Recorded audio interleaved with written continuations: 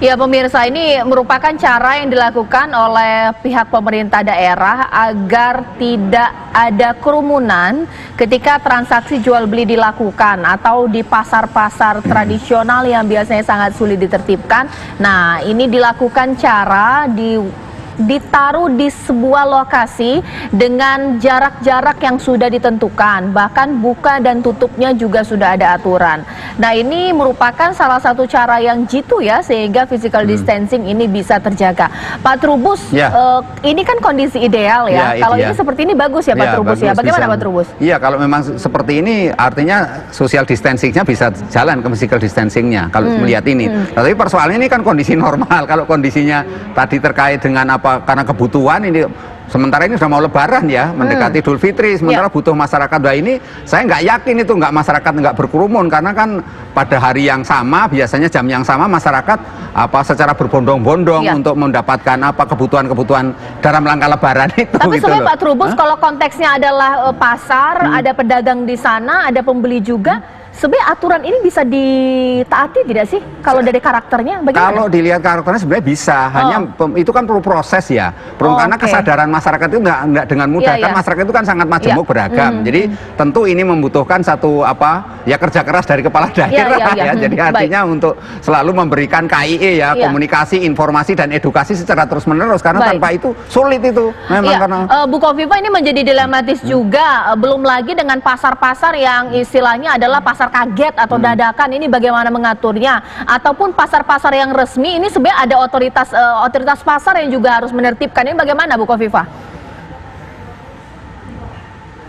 Sebetulnya kan kalau pasar semuanya dalam otoritas kewenangan kabupaten kota.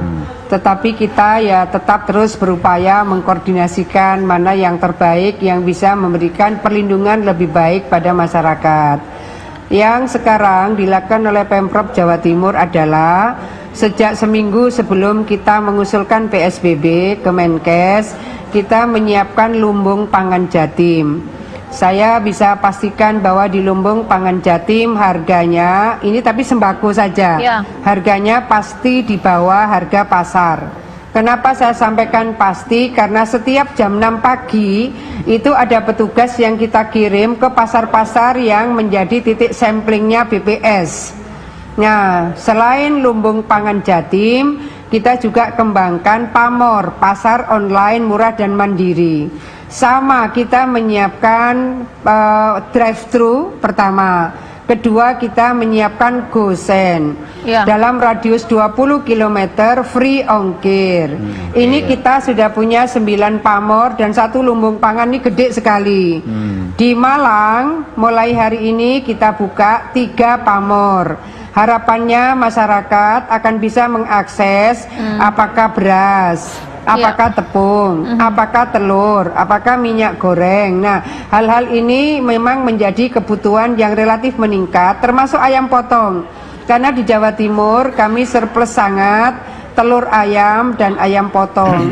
Sehingga kita secara pemetaan gitu, daerah mana surplus kita ambil, daerah mana surplus kita ambil. Kan ini ada Blitar, Kediri, kemudian Jombang dan Malang, baik surplus telurnya maupun surplus ayam potongnya. Ini relatif akan memberikan penetrasi harga di pasar supaya tidak anjlok sangat sebagai dampak pandemi COVID-19 ini. Baik, nah Pak Trubus, itu tadi kata Bu Kofifa ya, bahwa ini ada treatment yang cukup bagus, yakni boleh mereka berbelanja online dengan ongkos kirim yang tidak ada gitu, atau nol, atau mungkin gratis.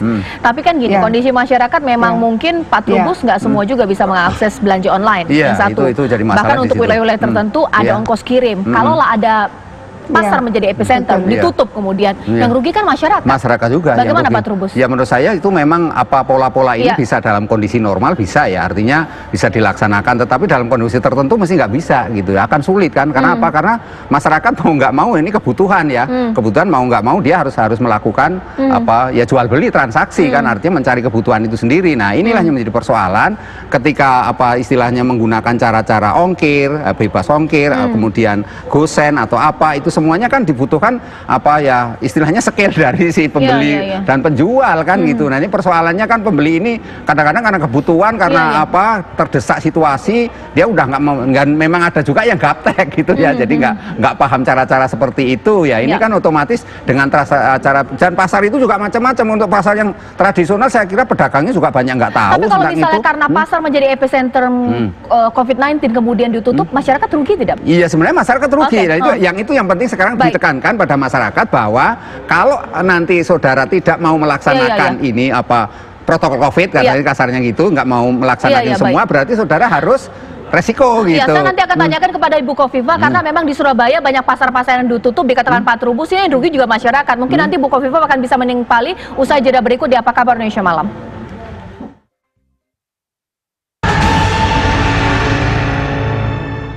Baik, ini menjadi semakin dilematis ketika memang kalau sudah ditemukan ada reaktif atau juga positif COVID-19 di pasar, memang pasar ditutup. Tapi pertanyaannya kalau misalnya tadi Pak Trubus mengatakan masyarakat juga dirugikan. Saya akan tanyakan kepada Bu Kofifa, ini bagaimana kemudian Bu Gubernur? Pertama begini, kita memang sekarang lagi memaksimalkan rapid test. Setelah rapid test reaktif, kita akan lakukan swab seperti yang terjadi di Bojonegoro, juga yang terjadi di Probolinggo 3 hari yang lalu.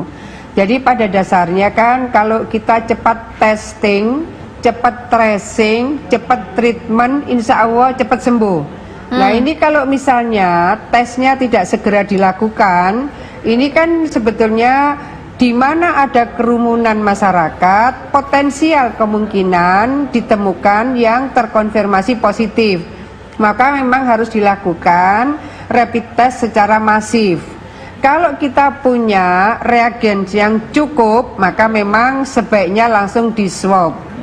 Hari ini ada 6 lab yang sebetulnya kalau dioptimasi bisa 1.500-an.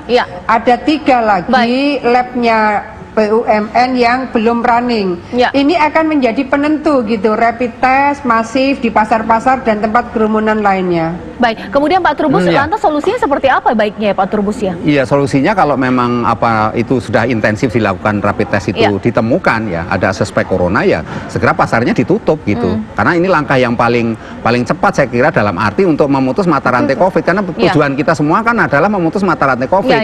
Kalau ini tidak dilakukan nanti akan menyebar lagi, apalagi pasar-pasar itu kebanyakan juga yang tradisional, itu dekat dengan pemukiman gitulah. Ini penyebarannya makin masif, makin tidak terkontrol lagi, tidak terkendali menurut saya itu. Mungkin terakhir kepada Bu Kofifa, selain pasar menjadi epicenter COVID-19, ini juga kerumunan yang sering terjadi adalah ketika pembagian bantuan tunai. Ini biasa dilakukan di kantor pos ini Bu. Untuk di wilayah Surabaya juga masih ada Bu kerumunan. Bagaimana Bu Gubernur? Ya, sebetulnya saya ini sebetulnya tiap hari melakukan proses secara virtual dari berbagai distribusi bansos. Ini kan macam-macam nih. Jadi kalau misalnya untuk BLT dana desa, BLT dana desa saya rasa tidak ada cerita berkerumun-kerumun, karena memang aparat desa, Babinsa, Babin Kamtipmas itu sama-sama mencari format. Mereka mendistribusikan, lalu mereka bisa memberikan, tidak harus mereka mendatangkan masyarakat. Tiap hari saya melakukan distribusi secara virtual. Baik, Bu Kofifa, terima kasih banyak atas waktunya dan terima kasih Pak Trubus. Kita tunggu nanti kemudian setiap apapun yang dilakukan pemerintah ini semakin lebih baik dari hari ke harinya. Ini menjadi penutup Apa Kabar Indonesia Malam. Saya Cici Anissa, terima kasih. Selamat malam, sampai jumpa.